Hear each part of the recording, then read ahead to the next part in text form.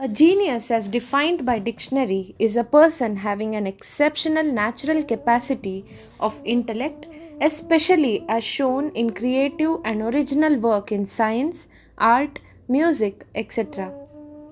And also a person who strongly influences for good the character, conduct, or destiny of a person, place, or thing. Srimad Sudhindra Tirtha Swamiji of Kashimat fits the definition of a genius in more aspects than one.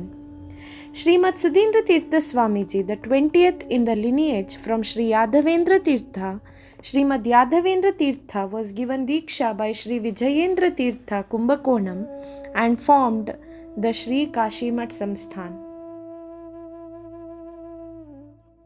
A boy who was taken into sannyasa ashrama at the age of 18 while he was just studying at the college with subjects such as natural science, physics, and chemistry, equivalent to the pre university of the present years, went on to head the vast Kashimat Samsthan for almost 8 decades, starting from 5th year of his taking up the sannyasa.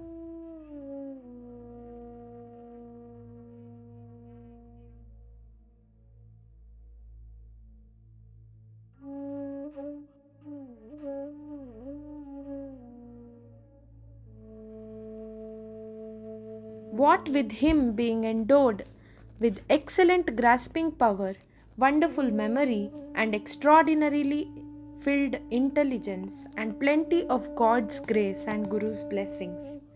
Srimad Sudhindra Tirtha led the institution and community members through turbulent times of the post independence.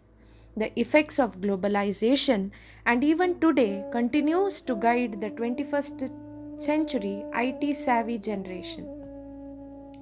There are umpteen tasks started and completed by the great seer. Just enumerating the task would run into several hundred pages. Here is only a brief.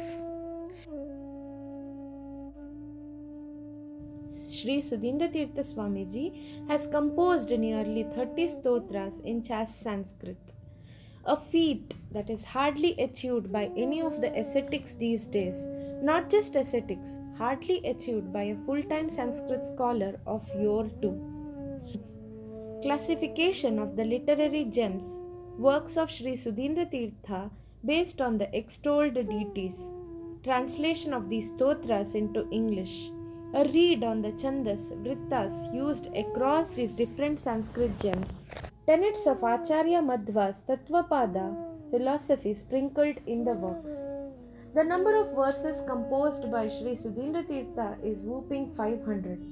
Nearly 350 of these are composed using the popular Anushtup Chandas, while Trishtup Chandas is used in around 50 verses. Swamiji uses even complex meters and vrittas like Shragadhara, Shardula Vikridita with ease. His Holiness also uses Vishama Vrittas, that is, same verses having different meters, in the Stotra Kashika Stuti. His Holiness has used many alankaras, figures of speech throughout the work, and only some of them are mentioned. The stotras also refer to a lot of incidents from Mahabharata, Ramayana, Bhagavata, and other Puranas and Vedic scriptures. Reference to the same is also provided. The tenets Madhvacharya's Tattvapada philosophy are spread across these works. The supremacy of Lord Vishnu, the subordinance of other devatas, the position of Mahalakshmi, the main purport of all the Vedas, all these and much more are lucidly covered across the verses penned by Swamiji. References to these are also provided at the places in the current work. One can see a great devotion towards Lord and Gurus in the parampara of Kashimat throughout the stotras of Srimad Sudhindra Tirtha. As mentioned by Madhvacharya, bhakti is defined as devotion along with knowledge of Lord's greatness, which alone can provide emancipation.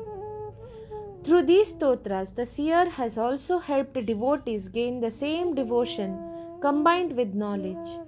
Daily chanting, reading with understanding would definitely push the sadhaka in the great path of his or her spiritual sadhana.